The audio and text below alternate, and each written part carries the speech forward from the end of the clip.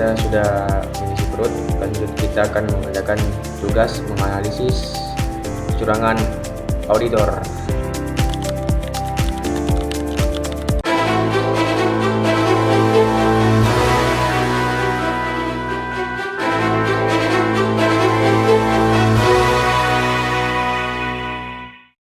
Halo semuanya, perkenalkan saya Mus'ad Muafil dari Universitas Negeri Makassar, Fakultas Ekonomi dan Bisnis, Prodi Akuntansi S1. Nah, di sini saya akan membahas salah satu materi dari mata kuliah pengurutan 1, yaitu analisis kecurangan auditor. Nah, dalam video kali ini saya akan membahas salah satu isu penting yang belakangan ini sering muncul. Mengapa audit dianggap selalu gagal dalam memenuhi kepercayaan publik? Padahal tujuan utama audit adalah memastikan laporan keuangan perusahaan yang benar, transparan, dan bisa dipercaya. Namun kenyataannya masih banyak kasus di mana hasil audit justru menimbulkan pertanyaan, bahkan menurunkan kepercayaan masyarakat. Nah, di sini mari kita bahas apa yang sebenarnya terjadi, apa penyebabnya, dan apa dampaknya terhadap publik. Baik, seperti kita ketahui, beberapa tahun terakhir ini banyak perusahaan baik swasta maupun milik negara mengalami skandal keuangan yang akhirnya mengundang perhatian publik. Nah, yang paling menjadi sorotan bukan hanya tindakan manajemen perusahaan, tetapi juga kredibilitas auditor yang memeriksa laporan keuangan mereka.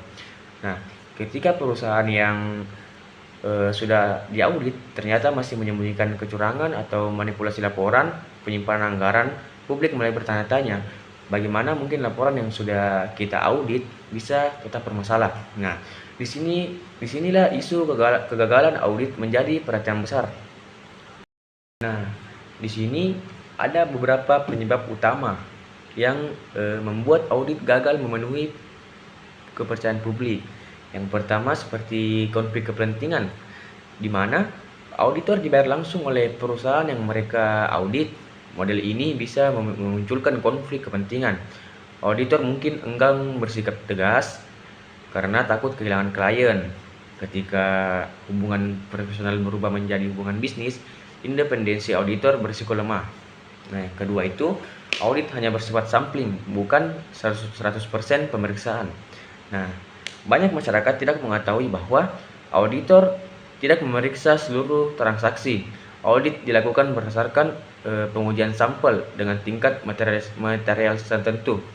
Karena itu, kesalahan yang tersembunyi atau kecurangan yang dilakukan secara berstruktur bisa tetap lolos dari pemeriksaan. Nah, yang terakhir ini adalah penyebab yang paling fatal, yaitu keterbatasan prosedur audit, yang dimana audit dilakukan tanpa teknologi memadai. Data analisis atau pemahaman mendalam tentang industri bisa membuat auditor melewatkan sinyal-sinyal kecurangan. Di era data besar seperti sekarang, prosedur manual tidak saja cukup untuk mendeteksi manipulasi kompleks. Nah, itu adalah beberapa contoh penyebab gagalnya audit untuk memenuhi kepercayaan publik. Nah, ada pula dampaknya yang akan terjadi ketika audit salah memeriksa laporan keuangan. Nah, dari beberapa penyebab gagalnya audit memeriksa laporan keuangan yang saya sebutkan sebelumnya, ada beberapa dampak dari penyebab tersebut. Yang pertama itu seperti masyarakat kehilangan kepercayaan terhadap laporan keuangan perusahaan sehingga menurunkan minat investasi. Yang kedua itu pemegang saham dirugikan karena mereka mengambil laporan keuangan yang salah. Yang ketiga itu keuangan negara bisa bocor. Nah, ini yang paling parah teman-teman, apalagi kasusnya terjadi di BUMN atau di instansi publik.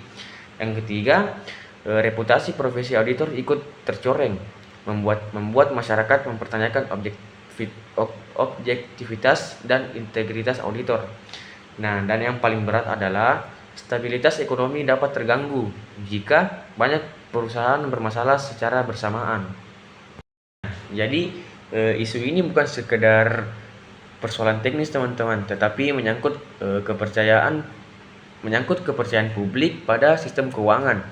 Nah, jadi timbul beberapa solusi dan perbaikan yang dibutuhkan dari dampak yang terjadi ketika audit gagal memenuhi kepercayaan publik. Jadi ada beberapa yang akan saya sarankan seperti penguatan independensi auditor, meningkatkan transparansi proses audit, atau pemanfaatan teknologi yang dimana audit modern membutuhkan data analisis AI dan teknik audit berbasis risiko agar lebih akurat dalam mendeteksi transaksi mencurigakan. Nah, yang paling penting itu penguatan peran regulator. Regulator seperti OJK, BPK, atau IAPI perlu memantau kualitas auditor secara berskala dan memastikan standar audit diterapkan secara konsisten. Nah, jadi penutup dari apa yang saya analisis di sebelumnya, yaitu audit seharusnya menjadi benteng terakhir untuk mencegah kecurangan dan melindungi kepentingan publik, teman-teman. Namun, sebaliknya, ketika audit gagal menjalankan perannya, kepercayaan masyarakat pun pasti ikut runtuh.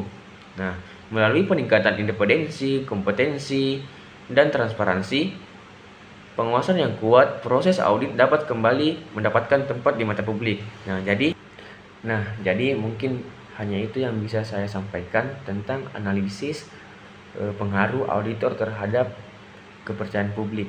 Jadi mohon maaf jika ada kesalahan atau keraguan dari apa yang saya jelaskan. Saya ucapkan terima kasih. Wassalamualaikum warahmatullahi wabarakatuh.